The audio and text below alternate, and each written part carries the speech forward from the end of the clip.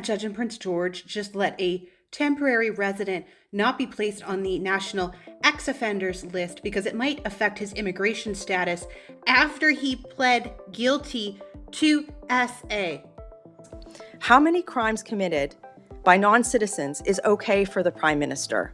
Is 18,000 enough? Is that what he considered to be under control?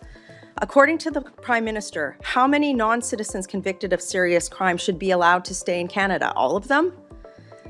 There must be consequences for this type of scandalous failure because of the consequences that it has on Canada's social fabric. The Prime Minister must fire the Justice Minister and the Immigration Minister and replace them with people who are willing to set the course straight. Okay, so there's been a growing debate in Canada over how the justice system handles non-citizens who are convicted of crimes. In several cases, immigration status has become a factor when courts are deciding what sentence to impose. And in some situations, the potential immigration consequences have been taken into consideration. That has sparked a lot of questions. Should a person who is facing deportation because of a criminal conviction receive a different sentence from someone who is a Canadian citizen? Is the court simply applying sentencing principles, or are we creating a situation where immigration status can affect the consequences of committing a crime?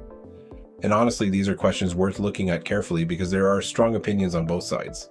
So in this video, we're going to look at some of the cases that have been making the rounds online, listen to what different commentators and politicians are saying, and try to separate the actual cases from the opinions surrounding them. Before we get into it, if you enjoy videos where we break down what's happening in Canada, please subscribe to the channel. We're working toward 1,000 subscribers, and your subscription really helps us get there. So hit that subscribe button, like this video, and let's get into it. Caribbean cousin, this young lady was convicted of supermarket fraud. And now, with her lawyers, she's asking the court for a discharge because it may affect her immigration status in order for her to remain in Canada. And also, she's a student. Young lady, it's the audacity that you want the court to clean your record in order for you to remain in Canada as a student. Young lady, you weren't thinking. You were not thinking. You weren't thinking.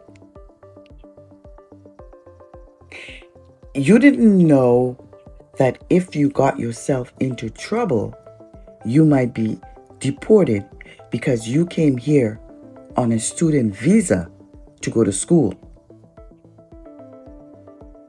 which allowed you to work, and you got caught.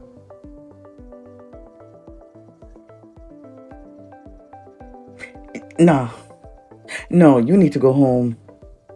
No, you need to go home. It's the audacity that you and your lawyer is going to go to the court to try and wipe out your record so you can remain in Canada. Now you need to go home. So this case involves a student who was convicted of supermarket fraud and then asked the court for a discharge because a criminal conviction could affect her immigration status in Canada. And this is where the conversation gets interesting because the issue isn't only about the offense itself, it's also about what happens to someone who is in Canada temporarily after they are convicted. If the same offense can have very different immigration consequences depending on someone's status, should immigration consequences be considered when determining the sentence? Or should the criminal sentence stand completely on its own? A judge in Prince George just let a temporary resident not be placed on the national ex-offenders list because it might affect his immigration status after he pled guilty to SA. What the fuck? And the guy is still working as a security guard, apparently, at a hotel in Prince George, where I live. It's fucked. What hotel? This next case involves a temporary resident who pleaded guilty to sexual assault, with the video claiming that the judge decided against placing him on the National Sex Offender Registry because of the possible immigration consequences. That's a much more serious situation because we're now talking about an offense involving another person and questions around public safety. And when decisions like this become public, they can also affect how people perceive the justice system and whether they believe the same standards are being applied to everyone. So here's the question. When immigration consequences are potentially life-changing, how much weight should a court give them when dealing with a serious criminal offense? Well, the fact that you hear cases where it takes 5 years for deportation is unacceptable. If you commit a crime in Canada as a non-Canadian citizen, you should be deported yesterday. I don't want Canada to be a destination where criminal organizations can operate with impunity, and it's happened for too long. So we need to fix this. We have a porous border where you have criminals that can enter. We need to fix the system. The fact that you can have this occur, you can have families terrorized. Steve, I get calls from the victims, and they'll ask me as a father myself, how would you feel if your house was shot up with your kids inside? I've had victims tell me their kids can't sleep for months. And so I want to shut the door on this. I want to make sure that we do everything we can to make sure criminal organizations can't operate here. Now we're moving from individual cases into the bigger conversation about deportation. The argument being presented here is that when a non-citizen commits a crime in Canada, particularly a serious or violent one, removal from the country should happen much more quickly. And this raises another important issue. Deportation isn't simply a matter of saying someone committed a crime and immediately sending them out of the country. Immigration law has its own processes, rules, and protections. But from the public's perspective, the question becomes very simple. How quickly should someone who is not a Canadian citizen and has committed a serious crime face immigration consequences? Listen to this. We must deport from our country any temporary resident that is here on a permit or a visa that is carrying out violence or hate crimes on our soil. Absolutely. Absolutely. Why do we even have to clap about this? If you come into a country as a temporary resident and you commit a violent crime, you should know you're getting deported. It's literally common sense. I don't know how this doesn't make any sense to people. I am so glad to hear Pierre Poilievre speak common sense and put Canadian citizens and the safety of our families first. And this brings us back to the purpose of temporary immigration status. People who come to Canada temporarily are here under specific conditions. So when those conditions are broken through criminal behavior, it naturally raises questions about what consequences should follow. But there's also the legal process to consider. So the bigger question is, should committing a serious violent offense automatically trigger removal for a temporary resident? Or should each case continue to be decided individually?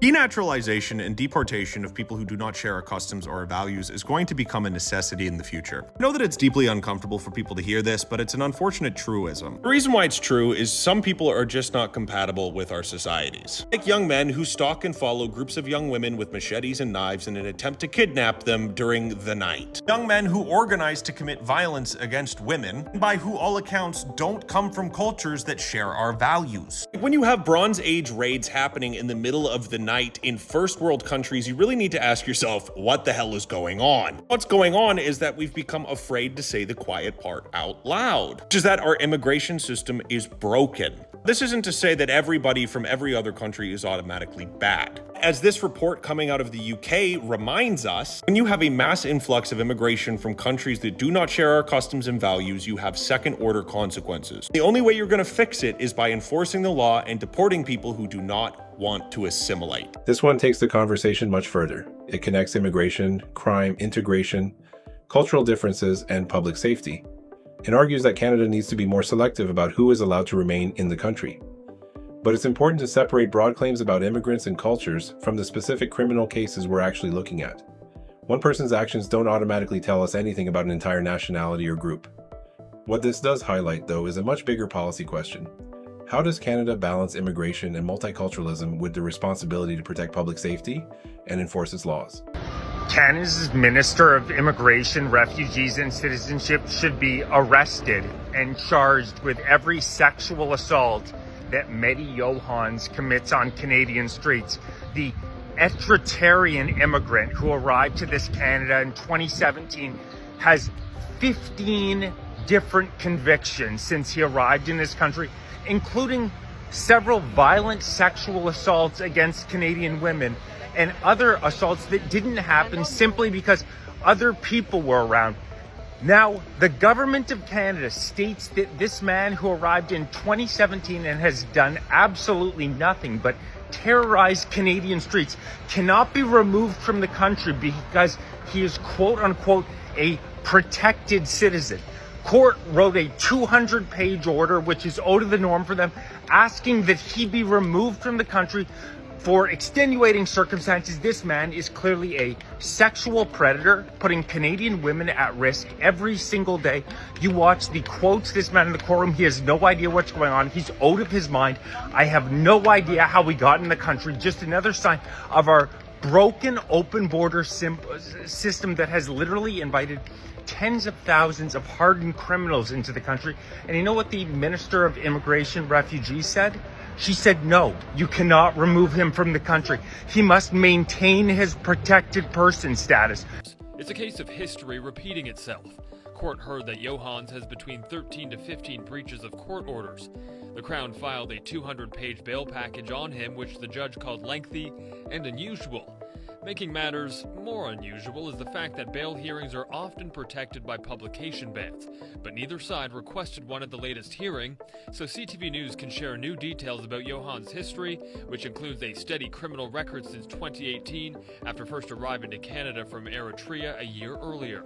During the hearing, Assistant Crown Attorney Robert Butler peppered Johans with questions and statements.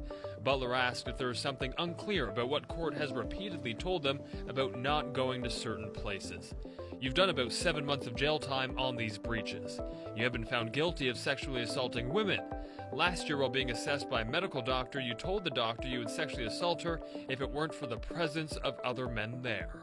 Butler inquired why during a previous arrest, Johans had his penis out in a cell. Just to pee, or to do something, Johan said. These ministers, Mark Carney's ministers, the Liberal Party of Canada, want you in danger. They want Canadian women being sexually assaulted. This is what they want. There's no other way to interpret a man like Betty Johans, who is clearly never going to be a productive member of Canadian society in any way, shape, or form, is a violent offender. Every single day that this man is on the streets, Canadian women are at danger. And Lena Diab, who has overseen an immigration program that saw among Indian student visa holders alone in the year 2024, over 13,000 crimes committed, including over 5,000 violent crimes, has overseen a program which has opened the borders up in unprecedented ways to harden criminals coming into the country. And because of the Bishnoi gang report, we know that there are literally tens of thousands of hardened criminals who are pouring into Canada. This is not speculation. The government of Canada has attempted to hide these numbers time after time after time. But we know between 2016 and 2024, among Indian student visa holders alone, crime rates are up 8,800%, nearly 10,000%. We're letting violent criminals like this Mehdi Johans into the country, a man who any serious country would have never let in. This man is clearly absolutely out of his mind, a degenerate, a sexual criminal who Canada opened the borders to from Eritrea. He has now been in the country for 8 years, reaping absolute havoc. God knows how many people's lives that this man has ruined, how many women he has sexually assaulted. There's 15 charges that we know of.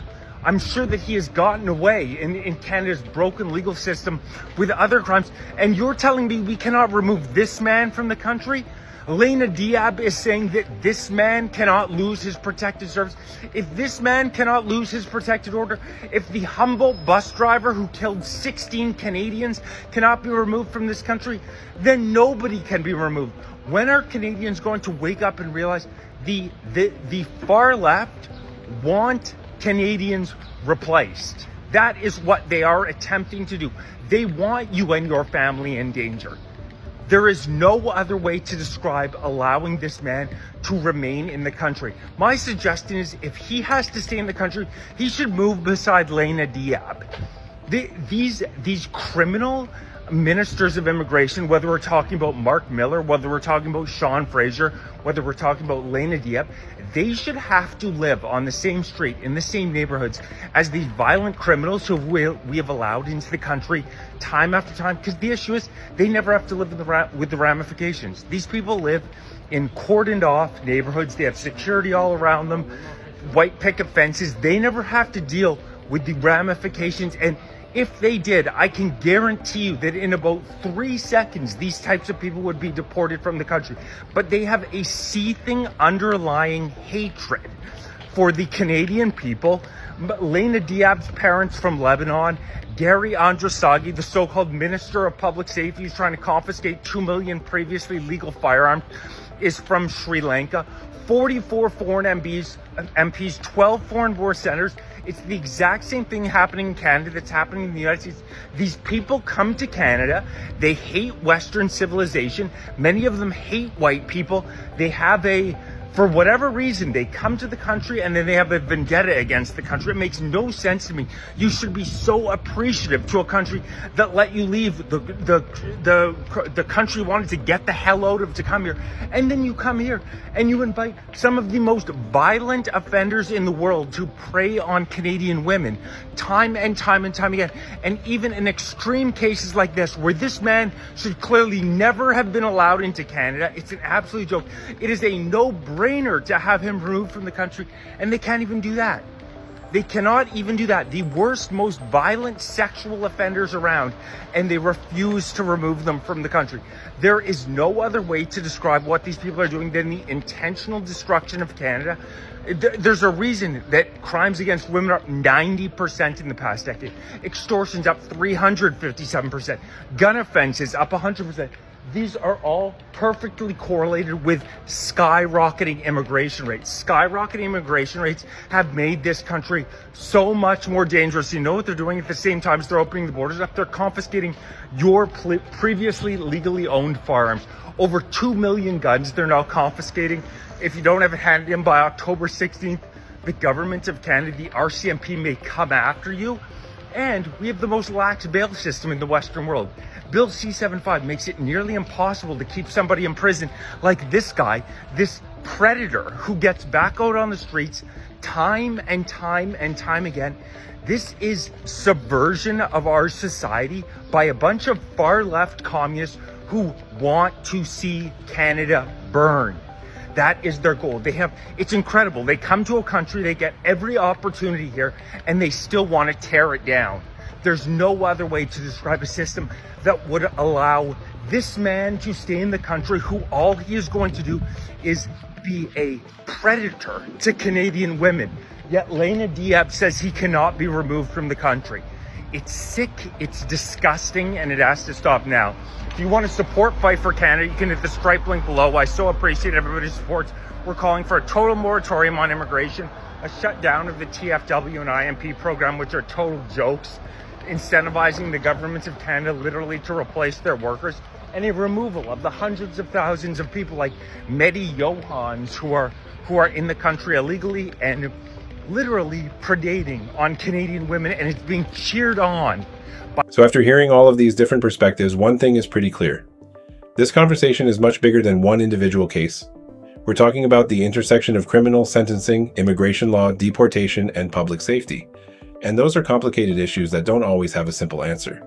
There are people who believe that once a non-citizen commits a serious crime in Canada, the immigration consequences should be straightforward. And there are also legal principles that require judges to consider the circumstances of each individual case and impose a sentence that is proportionate to the offense. But what has clearly happened is that these cases have created a lot of public concern and debate about whether immigration status should have any influence on sentencing outcomes. And that's really the question at the center of this conversation. When someone commits a crime in Canada, should their immigration status affect the consequences they face? But I want to hear from you too. What do you think?